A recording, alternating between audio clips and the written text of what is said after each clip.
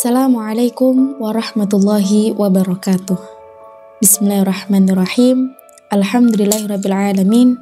Wassalatu wassalamu ala asrafil anbiya'i wal mursalin wa ala alihi wa sahbihi ajma'in amma ba'du. Dalam kesempatan kali ini kami akan membahas tentang hukum puasa wanita yang sedang hamil. Bulan Ramadan merupakan bulan di mana umat Islam diwajibkan menjalankan ibadah puasa selama 1 bulan penuh. Meski demikian, orang-orang yang tidak mampu atau punya uzur melaksanakan puasa mendapatkan keringanan untuk tidak melaksanakannya. Seperti orang yang sudah berusia lanjut, orang yang sakit, dan orang yang berpergian. Lantas, bagaimana dengan perempuan yang sedang hamil? Apakah ia tergolong orang yang mendapatkan keringanan atau rukhsah untuk tidak berpuasa? Sebelumnya patut dipahami bahwa perempuan yang sedang hamil memiliki ketentuan yang sama dengan orang yang sakit dalam hal boleh tidaknya meninggalkan puasa. Tidak selamanya perempuan hamil wajib berpuasa dan juga tidak selamanya perempuan hamil boleh meninggalkan kewajiban puasanya. Hal ini tergantung pada kondisi kesehatan dari perempuan tersebut dan dugaan kuat akan dampak buruk yang bakal terjadi. Sama halnya dengan orang sakit. Perempuan hamil secara umum memiliki 3 keadaan yang memiliki konsekuensi hukum yang berbeda terkait wajib tidaknya menjalankan ibadah puasa di bulan Ramadan. 3 keadaan ini secara ringkas dijelaskan dalam kitab Nihayatuz Zain Syarah Qurratul Ain. Bagi orang sakit terdapat 3 keadaan. Yang pertama, ketika ia menduga akan terjadi bahaya pada dirinya yang sampai memperbolehkan tayamum, maka makruh baginya berpuasa dan boleh baginya untuk tidak berpuasa.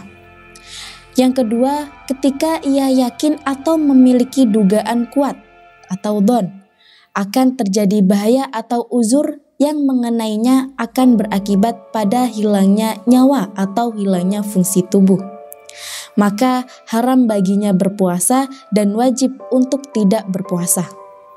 Yang ketiga, ketika rasa sakit hanya ringan, sekiranya ia tak menduga akan terjadi bahaya yang sampai memperbolehkan tayamum, maka haram baginya tidak berpuasa dan wajib untuk tetap berpuasa selama tidak khawatir sakitnya bertambah parah. Sama halnya dengan orang yang sakit adalah petani, nelayan, buruh, perempuan hamil, dan menyusui. Meskipun kehamilan hasil dari zina atau wati syubhat, menurut Syekh Muhammad bin Umar bin Ali bin Nawawi Al-Bantani dalam kitab Nihayatuz Zain Syarah Qurratul Ain Juz 1 halaman 367. Maksud dari bahaya yang sampai memperbolehkan tayamum adalah sekiranya dengan berpuasa sakit yang sedang menjangkit akan bertambah lama sembuhnya atau menjadi semakin parah. Hal demikian seperti disampaikan oleh Syekh Ibnu Hajar Al-Haytami. Sekiranya dengan berpuasa akan terasa berat bagi orang yang sakit atau khawatir sebab puasa sakitnya akan bertambah parah, lama sembuh atau hal-hal lainnya yang dapat memperbolehkan bertayamum, berpijak pada pendapat Syaikhaini. Dikutip dalam kitab Al-Majmu' dari Ashab, sekiranya seseorang akan merasa payah atau lemas dengan berpuasa dalam kondisi sakit lalu menimpa padanya bahaya yang berat, ia menanggungnya. Atas penjelasan yang telah aku sebutkan berupa berbagai macam bahaya dalam tayamum. Menurut Syekh Ibnu Hajar Al-Haytami Al-Fatawa Al-Fiqhiyah Al-Kubra Juz 2 halaman 62. Sedangkan dalam konteks perempuan hamil, tatkala dalam kondisi diperbolehkan tidak puasa, maka terkait kewajiban mengganti puasanya terdapat 2 perincian.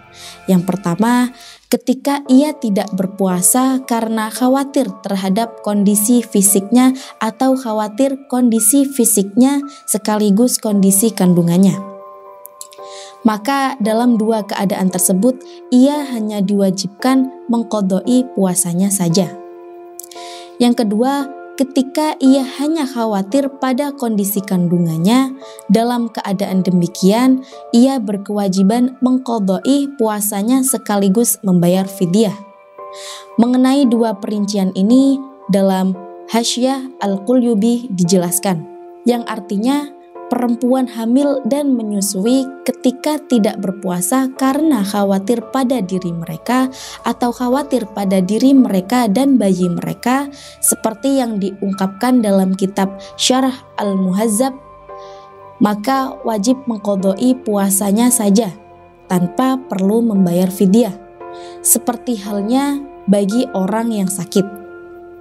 Sedangkan ketika khawatir pada kandungan atau bayi mereka, maka wajib mengqadai puasa sekaligus membayar fidyah menurut qaul Al-Azhar. Syihabuddin Al-Qulyubi, Hasyiah Al-Qulyubi ala Al-Mahalli, juz 2 halaman 76. Lebih spesifik lagi, yang dimaksud dengan khawatir terhadap kondisi kandungan jika tetap berpuasa adalah kekhawatiran akan gugurnya kandungan jika ia tetap melaksanakan puasa sampai selesai, seperti disampaikan dalam kitab Hasyiah I'anah At-Talibi, yang artinya yang dimaksud dengan khawatir pada kandungan adalah khawatir gugurnya kandungan apabila melanjutkan puasa bagi orang yang sedang hamil. Menurut Syekh Abu Bakar Muhammad Syattoh, Hasyiah I'anah At-Talibin, juz 2 halaman 273. Dengan demikian, dapat disimpulkan bahwa hukum asal melaksanakan puasa bagi perempuan hamil adalah wajib. Namun kewajiban ini akan gugur tatkala ia memiliki dugaan bahwa jika ia tetap berpuasa maka akan membahayakan terhadap kesehatannya, seperti akan bertambah sakit atau fisiknya akan drop. Bahkan bila sampai pada keyakinan atau dugaan kuat akan membahayakan fisik sang ibu dan keselamatan janin, ia wajib tidak berpuasa demi menjaga nyawa manusia atau hifdzu an-nafs. Karena menentukan hal-hal di atas penuh perhitungan yang sangat tepat, maka sebaiknya perempuan hamil tidak mengira-ngirakan sendiri tentang kondisi kesehatan fisiknya dan kesehatan kandungannya, melainkan meminta bantuan kepada dokter kandungan muslim atau bidan yang mampu memperhitungkan apakah yang maslahat baginya adalah berpuasa atau tidak. Jika menurut dokter kandungan puasa tidak mengganggu terhadap kesehatan fisiknya dan kandungannya, maka tetap wajib baginya untuk berpuasa. Sebaliknya, jika menurut dokter kandungan berpuasa dapat berpotensi membahayakan fisik dan kandungan perempuan yang sedang hamil, maka kewajiban berpuasa menjadi gugur baginya. Wallahu a'lam. Dari poin di atas, maka kita khususnya kaum hawa harus benar-benar bisa mengartikan mana kategori bahaya dan mana yang tidak. Itulah tadi penjelasan mengenai hukum puasa bagi wanita yang sedang hamil. Mudah-mudahan bermanfaat bagi kaum muslimin dan muslimat dimanapun berada. Akhirul kalam, wallahul muwafiq ila aqwamit thoriq. Tsumma assalamualaikum warahmatullahi wabarakatuh.